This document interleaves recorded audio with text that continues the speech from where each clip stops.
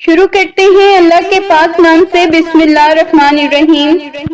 پیارے دوستو، کیا آپ جانتے ہیں مصر میں زمانے جاہلیت سے یہ دستور چلا آ رہا تھا کہ جب بھی دریائے نیل ٹھہر جاتا تو ایک حسین اور خوبصورت لڑکی کو قتل کر کے دریا کے حوالے کر دیا جاتا تو دریائے نیل پھر سے حسب معمول چل پڑتا۔ حضرت عمر فاروق رضی اللہ عنہ کے دور خلافت میں جب مصر فتح ہوا اور حضرت عمر بن الیاس رضی اللہ عنہ وہاں کے گورنر ہوئے تو اس وقت بھی حسب معمول دریائے نیل کی روانی ختم ہو گئی اور وہ ٹھہر گیا۔ اس موقع پر حضرت عمر بن الیاس رضی اللہ عنہ سے لوگوں نے ایک دستور کا ذکر کر کے اس کے مطابق عمل کرنے کی اجازت چاہی۔ حضرت عمر بن الیاس رضی اللہ عنہ نے فرمایا، یہ جاہلیت کی رسم ہے، ہم ایسا نہیں کریں گے، البتہ امیر المومنین حضرت عمر سے میں مشورہ کروں گا۔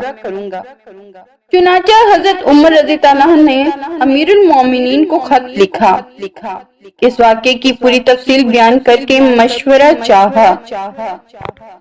امیر المومنین حضرت عمر رضی اللہ عنہ نے اس کے جواب میں دریائے نیل کے نام ایک چٹھی روانہ فرمائی۔ امیر المومنین حضرت عمر رضی اللہ عنہ نے اس کے جواب میں دریائے نیل کے نام ایک چٹھی روانہ فرمائی اور حضرت عمر رضی اللہ عنہ کو لکھا کہ وہ چٹھی دریائے نیل میں ڈال دیں۔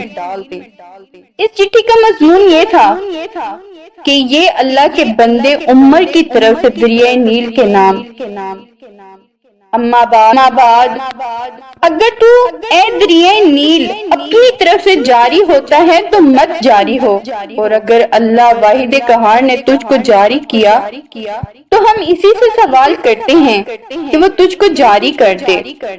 حضرت عمر بن الیاس نے یہ چٹھی دریائے نیل میں ڈال دی۔ ڈالنا ہی تھا کہ دریائے نیل خوب تیزی کے ساتھ رواں ہو گیا۔